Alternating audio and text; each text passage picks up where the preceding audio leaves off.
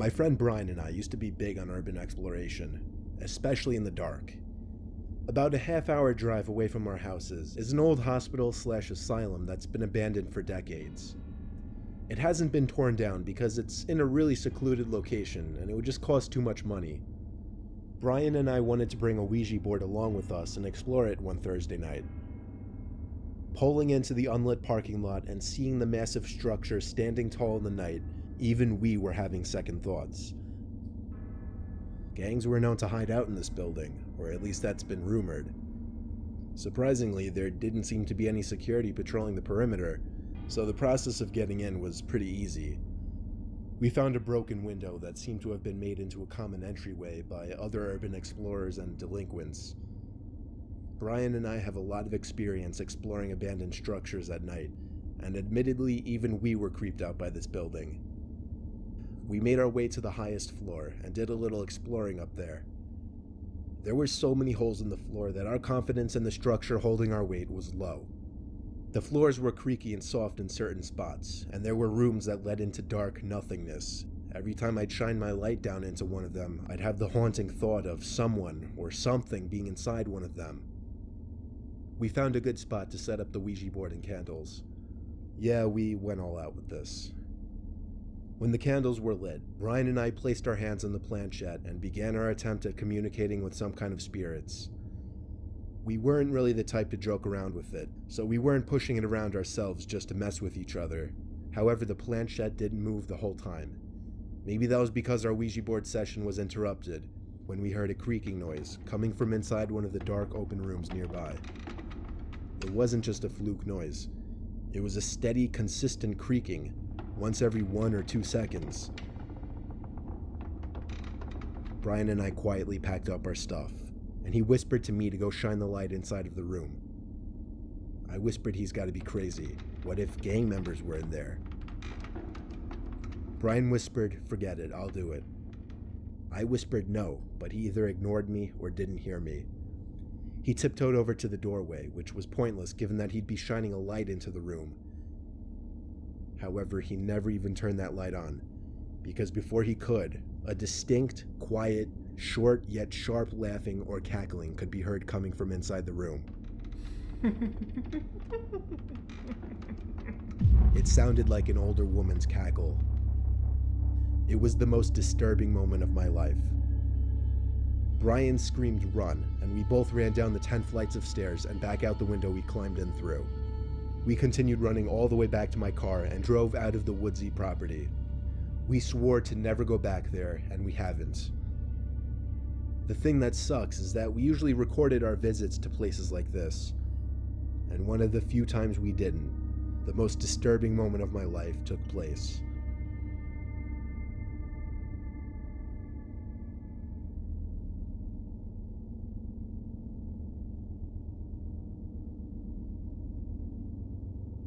It happened one night when my parents and I were hearing noises coming from outside of our farmhouse. The best way I could describe the noises were various types of cracking and thud sounds. My dad and I met in the living room to discuss what we should do, because we were positive that there must have been people out there stealing our produce. My dad ran to his gun closet and drew his shotgun, and together we stormed outside into the night, turning on all of the lights mounted on the outside walls of the house. My dad apparently saw somebody because he started yelling stop as he ran to the crops. I followed him, and I too started to spot legs running underneath the crops, the legs of 2 or more people. My dad called at me to keep up with him as he chased down the thieves in the dark, approaching the woods. After running about 50 feet into the woods, my dad stopped and reached out his arm to signal for me to stop as well. As I was choking for air while out of breath, I watched my dad as he stood in place, looking around us. I swear we were standing still for like 30 seconds in silence. I didn't have the energy to ask what he was doing, but eventually I caught on. I saw what my dad was looking at. There was a person standing about 10 feet away from us, but all I could see was his face, since he was mostly covered by a bush. The sound of an October leaf crunching nearby revealed there to be another person standing only 10 feet away. As my dad and I looked around more carefully, we realized there were more than just 2 guys watching us. There were 7 or 8 or 9 or even more. My dad slowly looked back at me and then back at the person closest to him. What made the scene so much more disturbing, we could only see the people's faces, which were partially illuminated by the moonlight. My dad took a few steps back and broke the silence by saying, "We're leaving." We both started walking backwards, noticing the people were inching closer at the same time. My dad waved the shotgun around to let them all know he was armed. When we made it past the tree line and back onto the property, we sprinted back to the house. I'd never seen my old man run so fast in his life. He slammed the door behind him and watched the windows with the gun still in his hand, while I called the sheriff's office. The cops took a while to respond, about 15 minutes, and the 2 officers that showed up were very unhelpful. They only asked questions and took down notes. They didn't actually go looking for the group we encountered. The cops left within 10 minutes, but it ultimately didn't matter, because by the next day, nothing happened. So we assumed it was over, and it was. There was never any follow-up to this.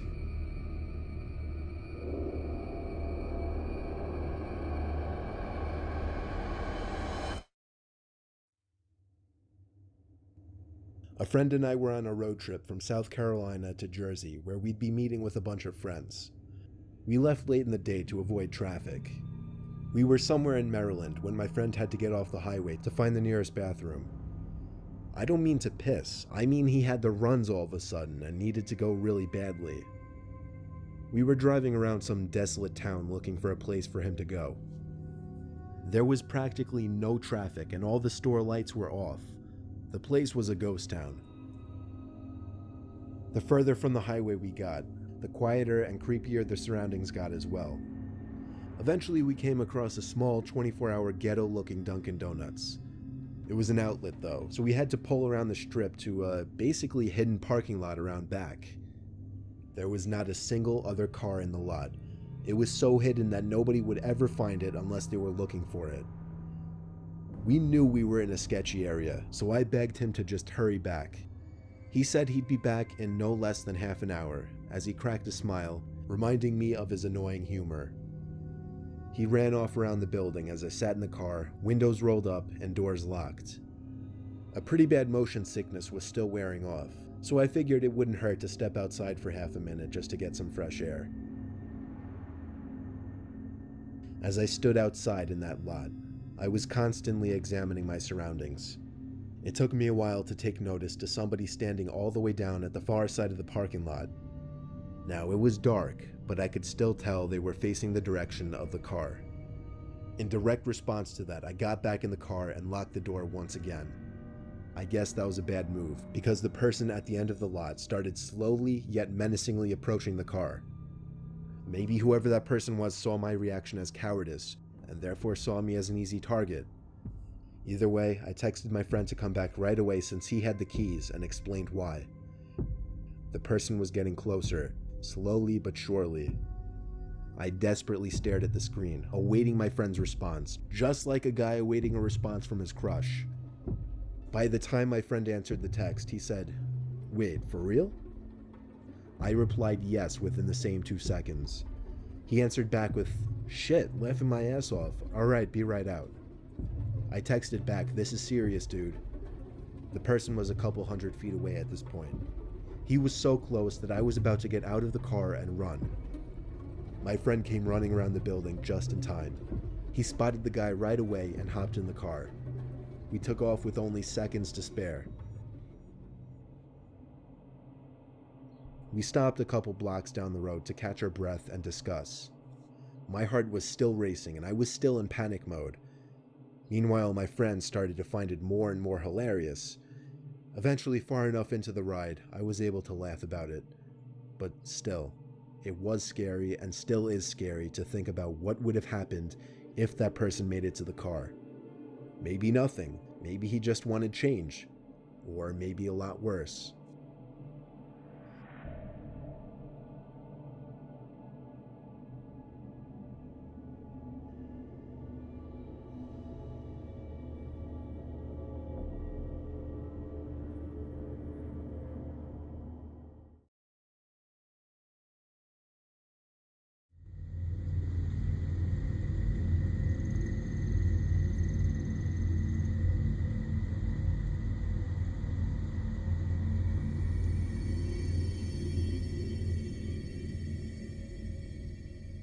I'm currently in a predicament, and quite frankly, I don't know what to do. I'll start from the beginning.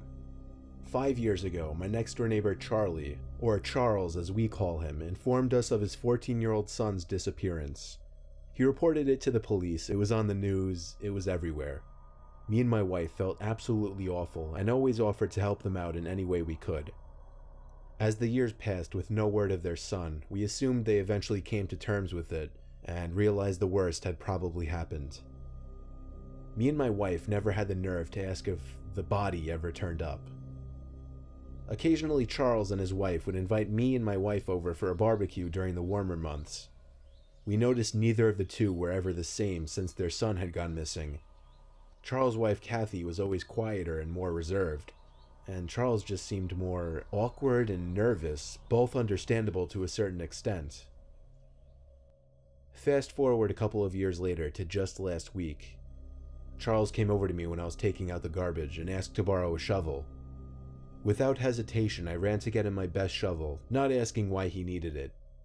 He thanked me and said he just had to do some work in his backyard and he'd get it back to me by tomorrow. He then disappeared into his backyard. I went inside, and when I was by one of my upstairs windows that has a clear view into Charlie's backyard, I could see he was digging out a really big hole in the ground. He seemed to be struggling a bit. He's 56 after all. I figured I'd go grab my second shovel and help him out.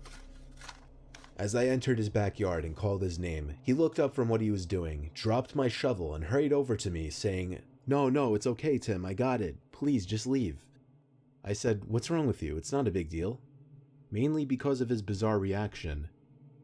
He told me I will not allow you to use that shovel in my backyard, and then pointed to the gate as if I were a dog. I was so taken aback by how he was acting that I just left without saying another word. I went upstairs to spy on him through the window. He was digging the hole for at least another half hour. When it finally looked like he was done, he started looking around, like up high at neighboring houses as if to check and make sure nobody was watching. And then, before I could think to hide, he spotted me at my window. All I could do at that point was casually walk away. He's up to something, and I wanted to find out what. I continued to look at his backyard every so often, but he wasn't digging anymore. I figured he knew I was watching now and would wait until it was dark out. And I was exactly right.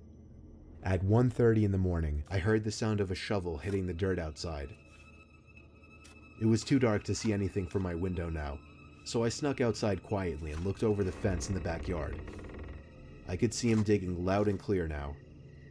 When he went inside his house, I took that opportunity to sneak into his backyard and take a look at what was in the hole he was digging. The moonlight alone revealed a small piece of a black garbage bag protruding from the dirt at the bottom of the hole. I looked at his back door and back at the hole. I did this 3 more times, deciding whether or not to see what was in the bag. In the end, I decided to run back to my backyard, and it was a good thing I did because he came back outside seconds later. But he wasn't digging. In fact, he disappeared to the other side of his house and didn't come back. I went back into my house and quietly got back into bed, trying not to wake up my wife.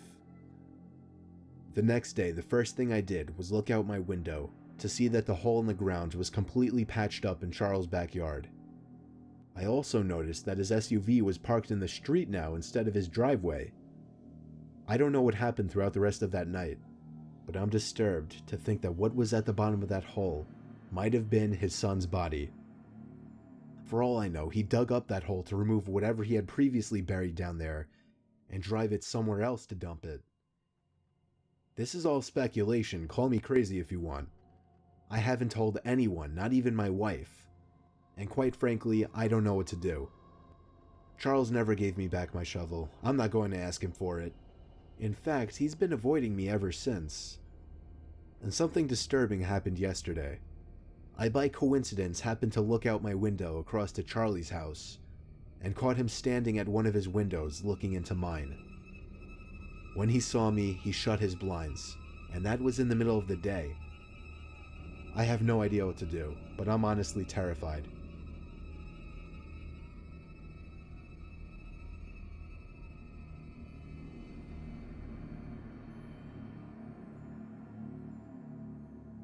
I've lived in 3 houses in my life, 2 with my family and my current house by myself. We lived in the first house for the first 15 years of my life, and the second house the next 7 before I moved out to my current home. This experience happened in my first home when I was 15, within the last few months of my family living in that house. I don't remember my family ever being really friendly with the neighbors. In fact, there were 2 kids living next door with their dad that me and my brother had only talked to maybe once or twice our entire lives. As bizarre as that is, though we did know both of their names, Eric and Todd. One day, me and my brother, who is 5 years younger than me, were outside playing basketball in the driveway. That was when one of the 2 boys next door, Todd, came outside and walked over to us, initiating a conversation. I don't remember what we said to each other quote for quote, but I remember the first thing that he asked us was if it was true that we were moving. As the older brother, I did most, if not all, of the talking. Todd was probably the same age as me. I never actually asked. By the end of the conversation, he invited me to come with he and his brother to shoot BB guns by the river in the woods down the road the next day. I agreed since it was the weekend and I didn't have anything going on anyway. My little brother asked if he could come at the last second, not under the assumption that he was automatically invited as well. Todd said yeah and then walked away. Late the next day, around an hour before dusk, Eric and Todd rang the doorbell. We were quick to answer the door because our parents didn't know that we were going out to shoot BB guns. Walking down the sidewalks with Todd and Eric decked out in camo gear and carrying a duffel bag of BB guns was really strange. The level of seriousness these 2 clearly had in this was really weird to me and my brother, and we kept meeting eyes, holding in our laughter a couple of times because of it. We got to the woods having spoken very few words. I could already tell these 2 were kids of few words. Maybe why we hadn't met them officially until that point. Todd dropped the duffel bag onto the ground and unzipped it, while Eric aggressively snapped a branch off a tree and threw it into the river. Me and my brother looked at each other again, this time not finding it as funny. Todd pulled out a couple of guns and handed them to me and my brother, and that's when Todd dropped the bomb and told us they were real guns. Eric grabbed a loaded gun from the bag and began firing at trees across the river. When I realized he wasn't joking about the guns being real, I was in a mix of anger and confusion. I grabbed the gun from my brother's hands and placed both of them back in the bag. I told them we weren't comfortable with this and had to leave. Eric stopped firing, and they both looked at us with expressions that seemed half angry. One of the 2 boys yelled a curse word at us as we were walking away. I always had a feeling these 2 were bad kids, but this confirmed it. I told my brother not to speak to them anymore for the remainder of our time living there. We told our parents at the dinner table that night that they were really weird kids, but we didn't mention the gun thing. I woke up that night to a breeze of cold air hitting me in the face. My window was open all the way. I felt something hard press up against the back of my head as I was looking out the window, and somebody behind me going, "Shh, shh." Somehow I didn't scream or jump, I just stayed calm. I was able to understand what was going on surprisingly quickly. I heard Todd's voice in a whisper behind my head. He told me if I ever told anybody, especially his dad, about the guns or the visit, he would come back and kill me and my entire family. I replied in a quiet, shaky voice, "Okay." He pushed my head with his gun before leaving through my window.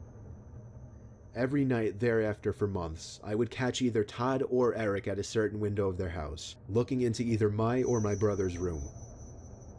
Their behavior became more and more strange as we got closer to the date of our move. Just a week before we moved, a rock was thrown at my window one night at like 1 a.m. I opened my window and saw Todd aiming a pistol up at the window, and feeling like I was about to die, I dove for the ground, only to hear the 2 boys crack up in laughter. I heard one of them refer to me as a fucking retard. There were 2 other instances that week where the 2 would harass either me or my brother, and ultimately I couldn't think of a more perfect time for us to have moved and gotten out of there. After all these years, neither me nor my brother told anybody about the boys or their threats. All I know is those 2 boys were trouble, and it was a good thing we got out of there when we did.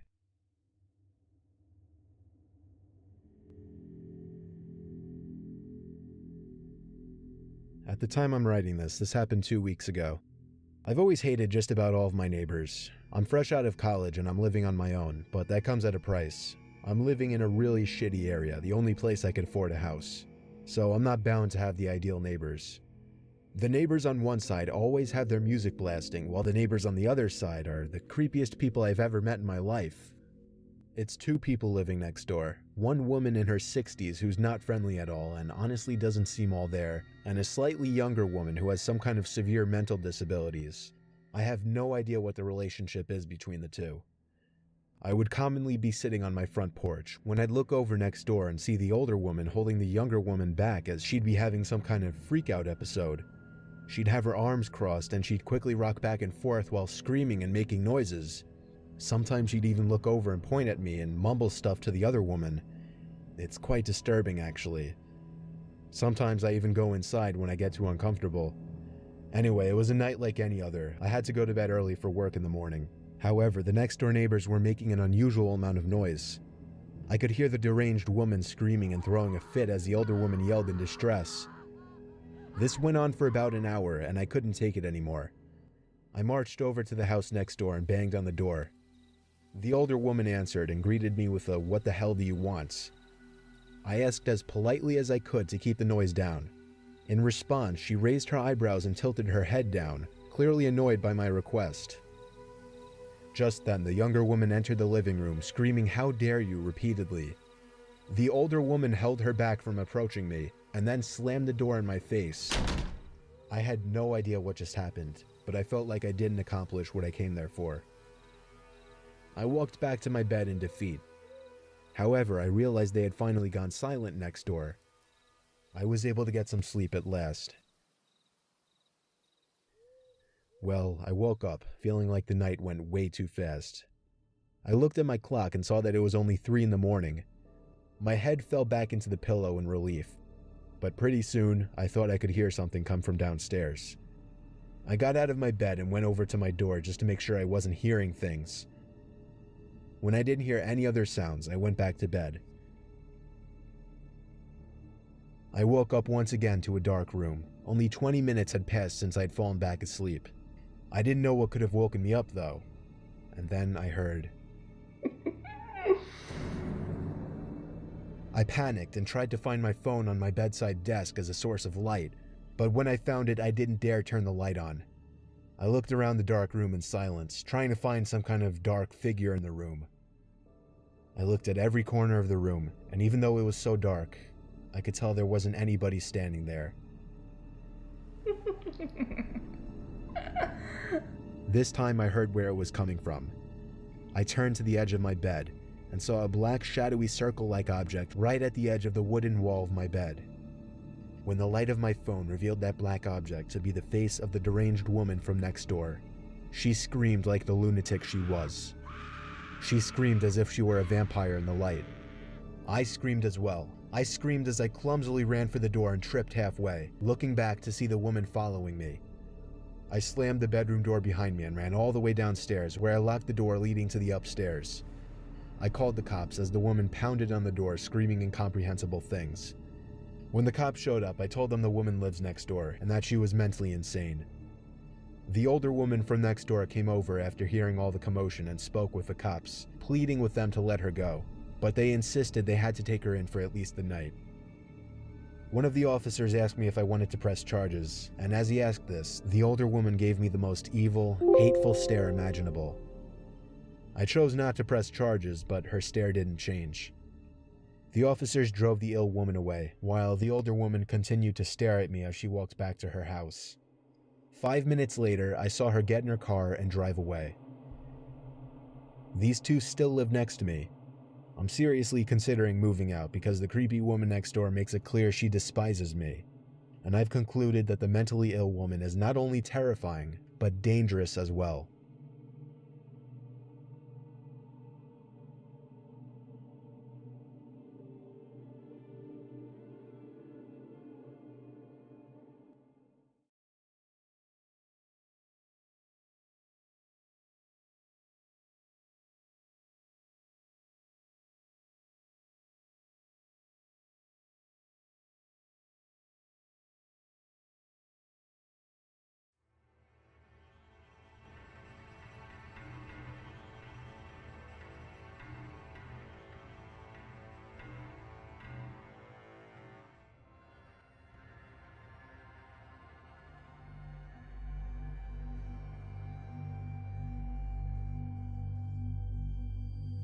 It was my first year of university. I had just finished unpacking all of my stuff into my room, and my family had just left. Later on that same day, my roommate finally arrived, and right from the get-go, I knew this kid was the most socially inept person I'd ever met. I introduced myself as Dan, sticking out my arm for a handshake. He paused, looked down at my arm as if he didn't understand at first, then laughed and went, "Oh," and gave me an almost dead fish handshake. I had to ask him for his name since he didn't even tell me when we shook hands. He was Dale.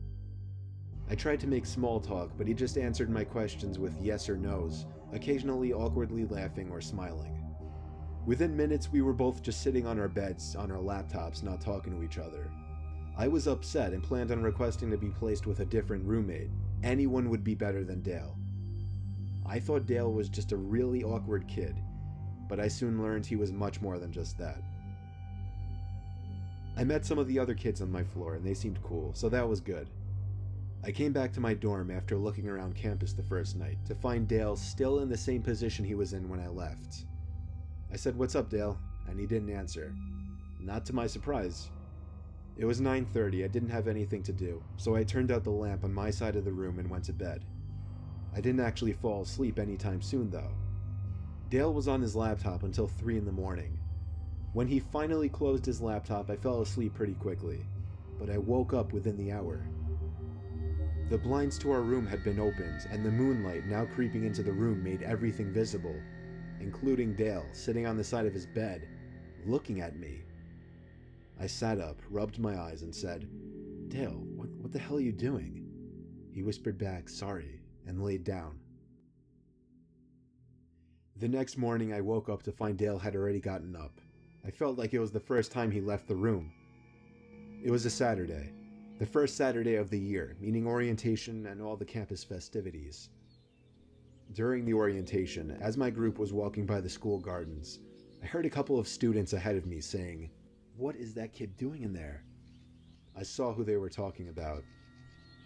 It was Dale, literally sitting in the dirt behind a patch of bushes, rubbing the bark of a tree with his hand. The orientation leader didn't notice, otherwise I'm sure she would have said something. I just walked by not saying anything, eventually telling the 2 kids I overheard that he was my roommate as a way to start a conversation and maybe make some friends. They apologized for me. None of us really knew if it was appropriate to laugh or not, but we did. I made friends with those 2 kids, and we made plans to get together that night. I also learned when I got back to my dorm that the school found another roommate for me. Things seemed to be turning around quickly for the better. I left the room that night to go meet up with the 2 kids I met, and when I got back, Dale was sitting on the desk chair facing the door. I said, "Oh, hey, what's up?" He said nothing, very matter-of-factly. I sat down on my bed and opened my laptop, and realized I forgot to lock it. I also realized that all of my emails had been opened. Emails I was pretty sure I didn't even read, and a bunch of folders of mine had been opened. Dale must have snooped through my laptop. When I asked him if he did, he responded no very loudly, half a second after I even finished my question. I could read him like a book. This creepy kid was literally going through my computer when I was out. I knew he did it, but I didn't pursue it. I was ready to go to bed, so as I went into my bed to look for my pajamas, I felt like my clothing had all been moved around as well. I knew I'd be out of there forever by tomorrow, so I didn't say anything. I woke up in the middle of the night to the sound of a zipper. I sat up and saw Dale on the ground, going through my bag. I turned the lamp on, this time confronting him about it. He played dumb, saying, "I think you have my toothbrush by mistake." It was the closest thing to wits that he'd shown up until that point. Still, I knew he was lying, and I knew something was wrong with him, so I couldn't get physical with him. The next day, I met my new roommate in the same building, and everything went well. Sunday night, after having a decent conversation with my roommate, who was no social butterfly, but was miles better than Dale, we both turned off our lights and went to bed. For the 3rd night in a row, I woke up at some off hour of the night to a strange noise. It was a weird clicking noise. It wasn't consistent, but I'd hear it at least twice every 30 seconds. I got up, hoping to find something innocent, like a heavy bag putting pressure on a weak floorboard, or even a mouse. But as I scoped out the room, I realized the sound was actually coming from the other side of the door. The nightlight in the common area was always on, so when I looked through the peephole, I was able to see the scalp of the person standing on the other side of our door. They were looking down, so I couldn't see their face, but now that I was paying attention, I realized the tiny clicking noises were actually coming from the doorknob. I was sure the person was trying to unlock the door. I dialed the number for the campus police department, and they showed up in under 5 minutes to the common room, and only then did I feel it was safe to open the door. I found the officers to have Dale in cuffs. I had a feeling it was him. I told them everything, that he was my former roommate who was going through my stuff, so I switched dorms, only to find him trying to break into my new dorm. They took him away. I don't know what happened to him after that, but I never saw him again. He either got suspended for the semester or expelled. I got through the rest of my years at university like anybody else. However, the nightmarish experience I had with Dale still pops up in my head every now and then.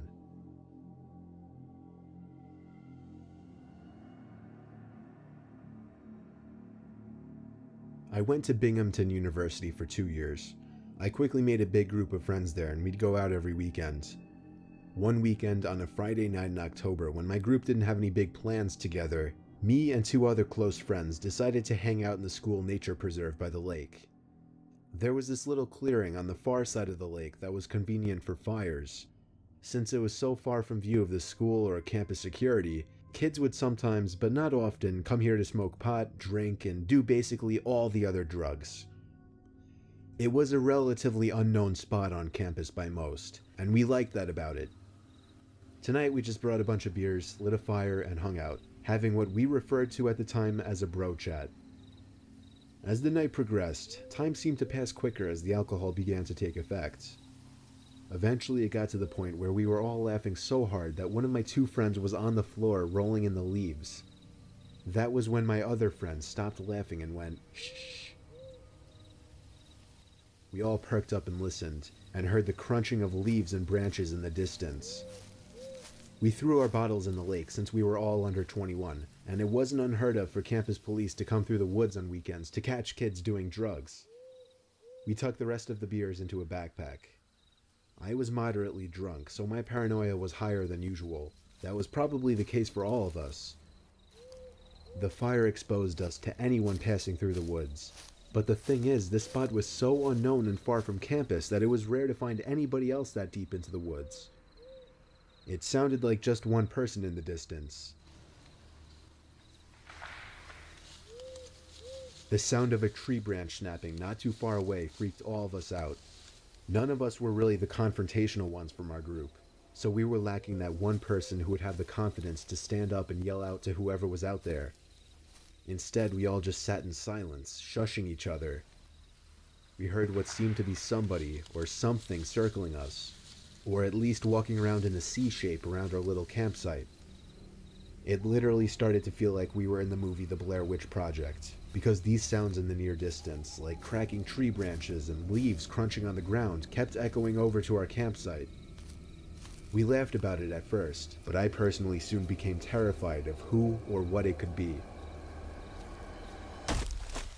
Out of the blue, a huge thud made all 3 of us jump. At first I didn't understand, even though I saw what caused the sound.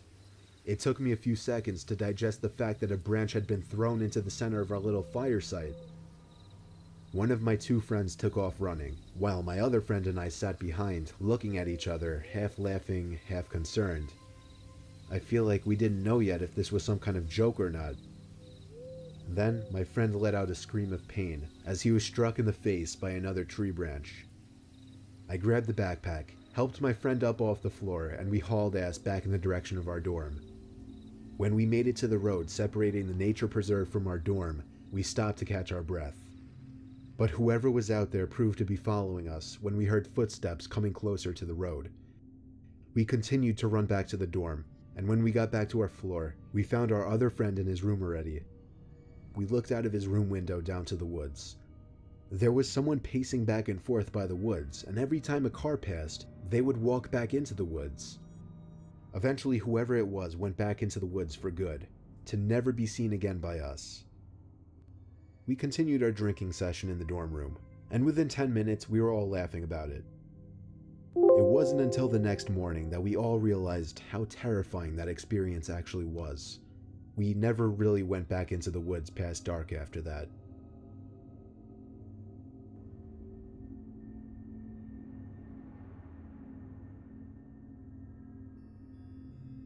This takes place during the first week of school, my freshman year at the University of Iowa. I was just starting to get comfortable with my roommate. He was dedicated to the idea of rushing a fraternity, and rush week was starting the next week, but the parties were starting Thursday of the first week. My roommate didn't want to go alone because it would be harder to meet people that way, so he wanted me to go. I happily agreed to go with him. Even though I had no interest in rushing a fraternity, I still had intentions to go to parties. After all, I was attending a party school. My roommate wanted to go to one frat party on Thursday, and then parties at different frat houses on Friday and Saturday. On this Thursday night, we were headed to perhaps one of the lowest ranked frats. I'm pretty sure it was an underground one too. But his logic in attending was to have a backup frat in case the higher ones wouldn't give him a bid. The frat house was really far from campus, in a much more slummy downtown area. We pulled up to a corner house, and if it weren't for the blasting music and cars parked everywhere, we would never picture this house as a frat house. It literally looked like they settled with the first house they found.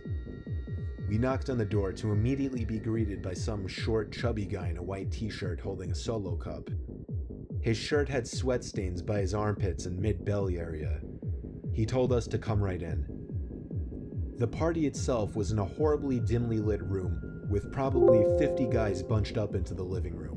It was hot as hell in there to make it even worse. I think I saw maybe 2 girls at the entire party, neither of them even close to attractive.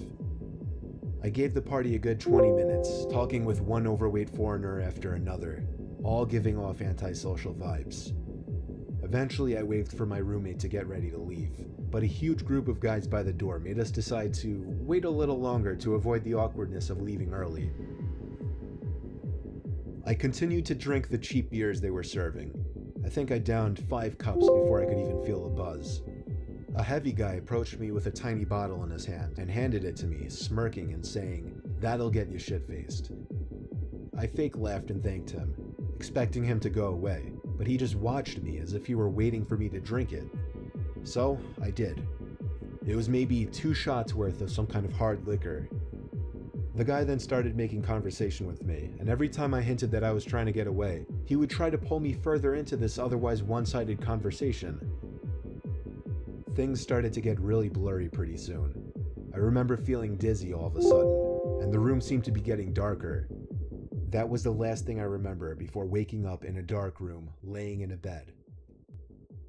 I could hear the sound of music muffled behind closed doors, so I knew I was still in the frat house.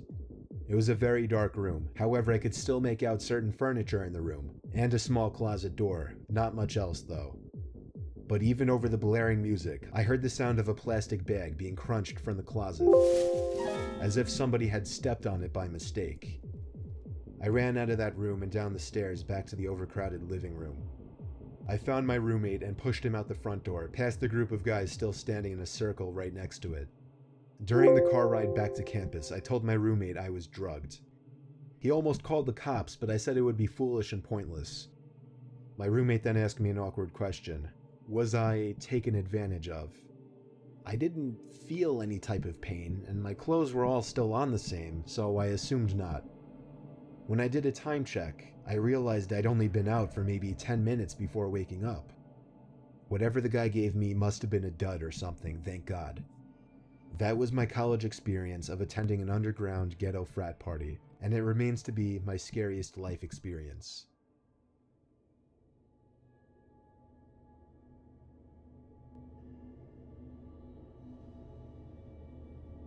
I had a single dorm my first semester of sophomore year. It was in the corner of the floor, kind of secluded from the rest of the dorm rooms, since it was in its own little section. You had to turn a corner to even see the door. It was nice because I'd be able to still talk with friends on my floor, invite people over to my room, and still have privacy when it was time to do homework or go to sleep. A few weeks into the semester, while studying for a bio exam, the silence was interrupted by a noise. It took me a bit to realize it was a light tapping on the door. It was so light that I almost didn't even hear it. I yelled, "Come in," but the door didn't open, so I got up to open it. Nobody was there. I walked around the corner to look down the hall. Nobody. Somebody was obviously messing with me. I went back to my bed and continued studying, this time leaving the door open. Nobody came back. The next night, a few minutes after shutting the lamp in my bedroom to go to bed, the tapping on the door returned, only this time it was much louder, more of a knocking sound. I called out, "Who is it?" and again the knocking stopped and nobody answered. I got out of my bed quickly and opened the door to see my small private corridor was void of any people. Again, I ran the 10 feet from my door to the corner to look down the main hallway of the floor. Nobody. The next morning, I asked some of the other kids in the dorm if they had been messing with me. Everyone said no. The next night, I woke up after having been asleep for 3 hours. Someone was knocking on my door again, this time louder than ever. I had trouble deciding whether to open the door or not this time. With a bout of courage, I hopped up and opened the door. Nobody was there as I was expecting, but this time I full-on sprinted down the tiny corridor isolating my room, and when I turned the corner, I saw the back of somebody disappearing behind the far corner on the opposite side of the hallway.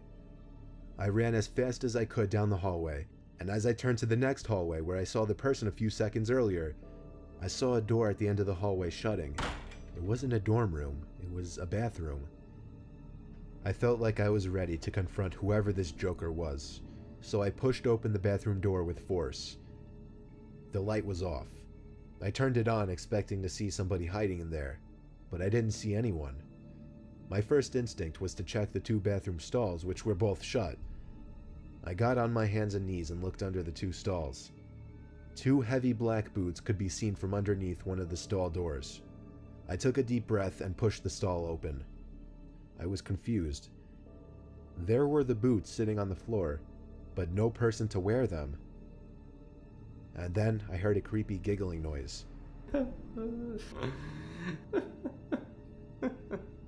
Not a feminine or childlike one.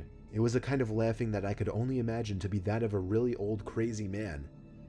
For some reason my confidence was gone and I was scared shitless. Therefore I ran back to my room and shut the door. I hopped back in my bed and started texting every friend I had. Of course everybody was asleep though. The knocking happened one more time that night. I ignored it. It went on for about 30 seconds before whoever that person was finally gave up. I spoke to everybody on my floor the next day. Nobody else heard any knocking, and everybody swore they weren't pranking me. Everybody seemed sincere. I don't know why this person chose to harass me, or who this person was. Judging by the boots and the laughing I heard, this was an older man though, and that disturbs me.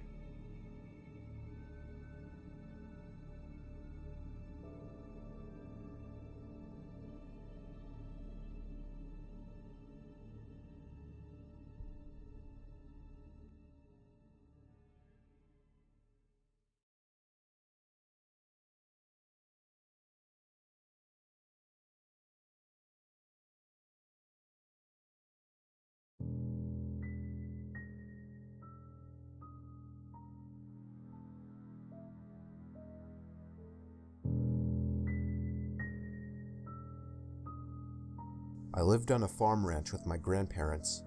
My parents kicked me out and I couldn't afford to rent an apartment, so they let me stay with them for a fraction of the cost. I slept in a bedroom on the first floor.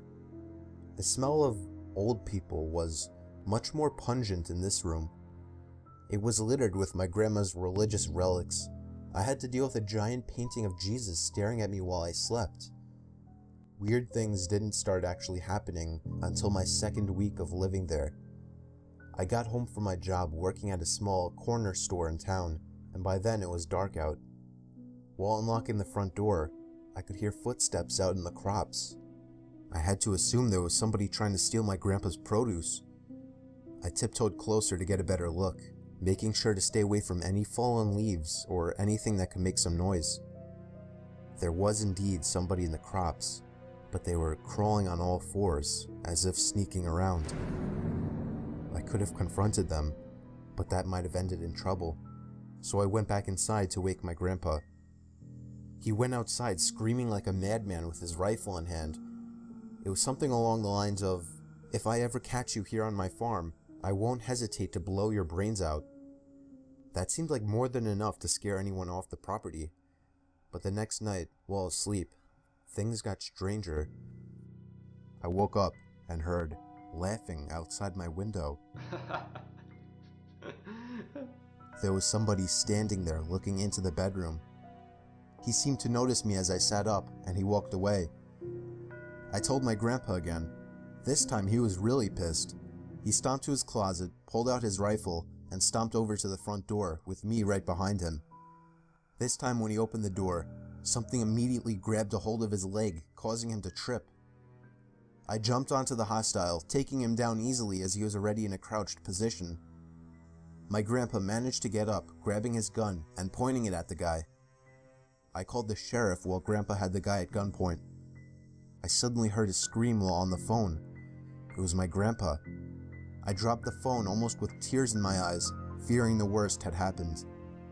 I got to the stoop, and Grandpa was on the ground with his hand on his nose. He was bleeding. Someone else had come along, shoved him to the ground, and punched him in the nose before taking off. I wish I'd gone after those sickos with a gun. Who punches an elderly man in the face? In the end, the sheriff arrived for nothing, and my grandpa installed a camera system aimed towards the crops.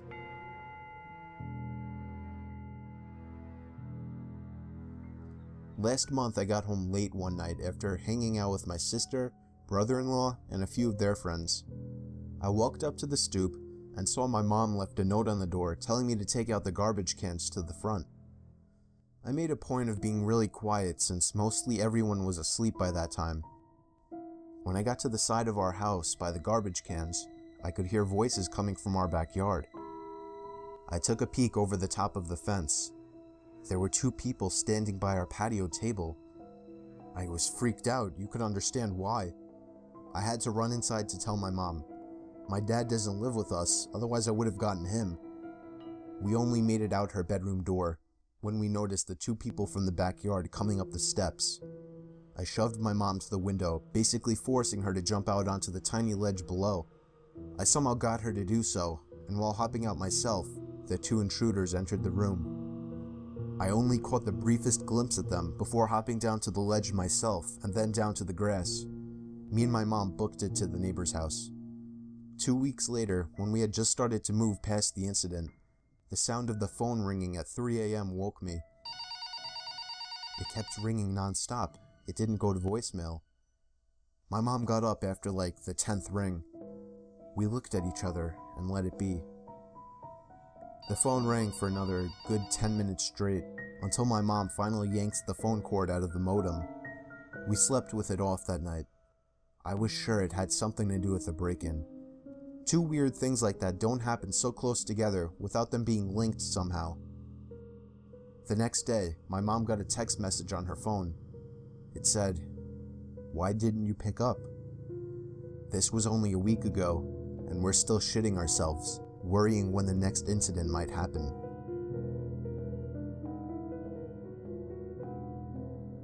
A 14-year-old girl was asleep in her room on a school night when she apparently woke and remembered that she had homework due the next day that she didn't even start. She flicked her light on and began to work on it. The clock read exactly 1:15 a.m. Over the sound of pencil lead pushing onto the paper, there were faint noises coming from inside the walls. She stopped writing, and the sounds became more clear. It was as if something was being pushed from inside the walls. There was a storage space right next to her bed, with a big square door that comes off the wall to enter. The girl started screaming for her mom, and the noises suddenly became exaggerated, as if something were running in there. The door to the wall popped off, and a figure emerged. The girl's mother and father could hear the screams even through 3 closed doors. When the girl's father came to the room, he found a tall and overweight white man covering the girl's mouth with his hand. The fight was over in a matter of seconds, with a few good punches to the man's gut. 2 pairs of the girl's underwear were found in the man's pocket before he was arrested.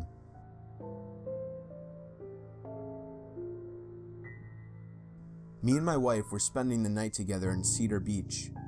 Unfortunately, the place closes at 9:30, and the place was miles from basically anywhere, so we were pretty much stuck with nothing to do at the beach at 9:30 at night. So we just took a walk through the wet sand until 10. For the first half of the walk, we didn't see a single person on the whole beach. Then we turned around to head back. About 20 feet into us walking back in the direction we came, we both picked up on something. There were more than 2 pairs of footprints in the sand. Ours were more washed away by then, but there were 2 other sets of footprints that weren't there before. These a little more recent. They seemed to set off up away from the wet sand where there would be no more footprints. You may think it was just another couple taking a late night stroll, but we hadn't seen anyone for the good mile or 2 we walked, so we were spooked. I used the flashlight app on my iPhone to scan around the nearby dunes. I even went as far as calling out asking if somebody was there. I told my wife to wait there while I headed over to the garbage pails. It seemed like the only place somebody could be hiding. It was clear. I shined the light further down, revealing a tunnel that probably led to a parking lot. I moved closer until I could actually see a little into the tunnel, and as soon as I could, I shut the light off. There were 2 things in there. I don't even know if I should call them humans, because from what I saw, they looked like hunched, naked creatures huddled in there. They had skin to match that of a medium dark-skinned Caucasian, but with much more flaky, wrinkly skin. I didn't mutter a word. I just stomped through the sand to my wife, pulling her with me as we ran back in the direction of the car. We made it back to the car in about 5 minutes, completely out of breath. We got in the car, and I finally explained what I saw to my wife. She looked at me like I was crazy, and she still does. But can you blame her? I'm sure you're not even taking this seriously. I reported my sighting to the proper authorities the following day, and have been coming back to the beach at night once a week to try and find the creatures once more.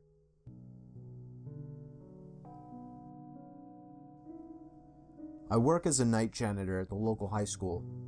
I would 95% of the time be the only one working the night shift because there wasn't really a need for more than one. I always start with the downstairs classrooms and work my way up to the upstairs classrooms. The cafeteria, gym, auditorium, nurse's office, those were all responsibilities of the morning and afternoon guys. So since I was always alone, I would commonly have a bunch of radios sitting around the hallways playing loud music, like I did this one night. The upstairs of the school was shaped like a U rather than an O, so to go around to the other side, there was only one way. I was mopping the floor in one of the social studies classrooms when I noticed, from all the way across the other side of the school, the lights to one of the classrooms turned on. I don't mean it was left on. I always shut the lights to every room I wasn't in. I mean the lights turned on. I stood there with chills running through my body.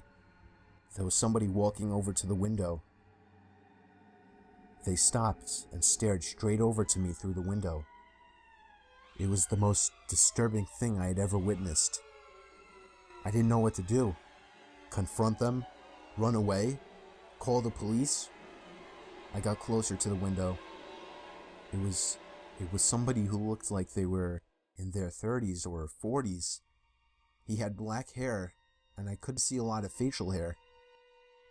He raised his hand and began slowly waving at me.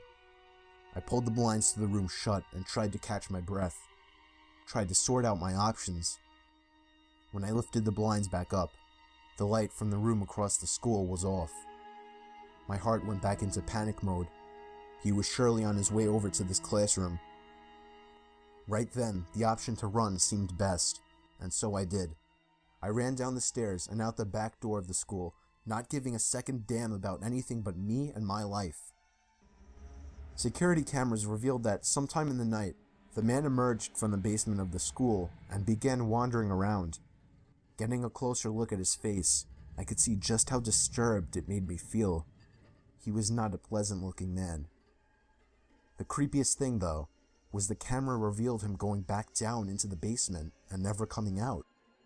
He was never found down there, though, which makes me question if there's some hidden rooms or exits down there. Lately, doing this job has never been more terrifying.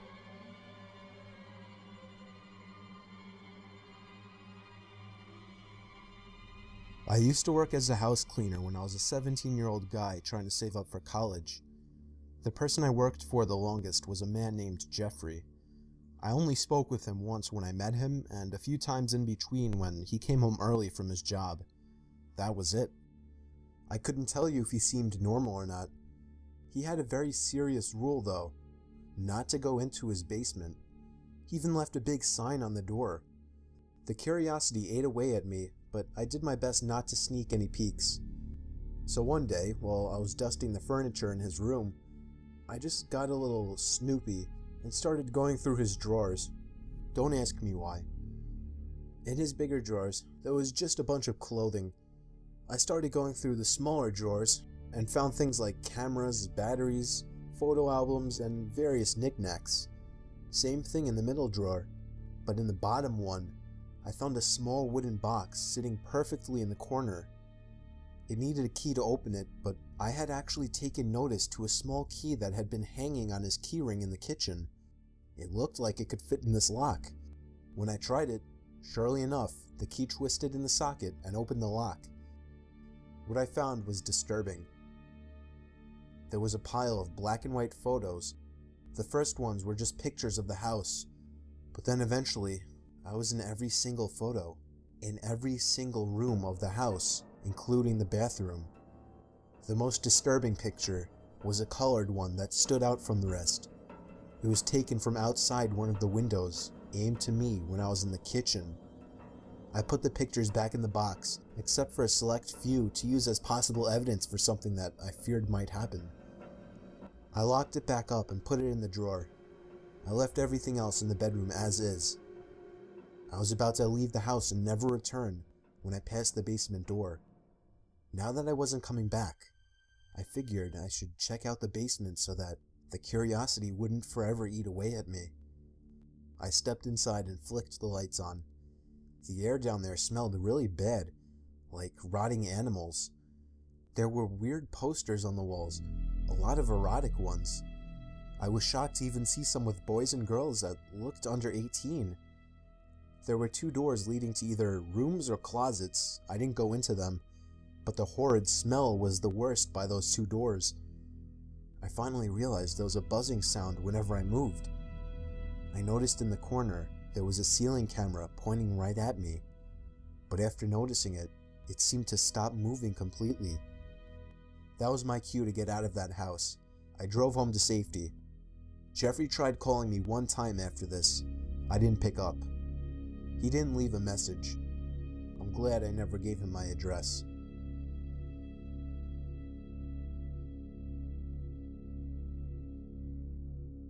I was getting off from work at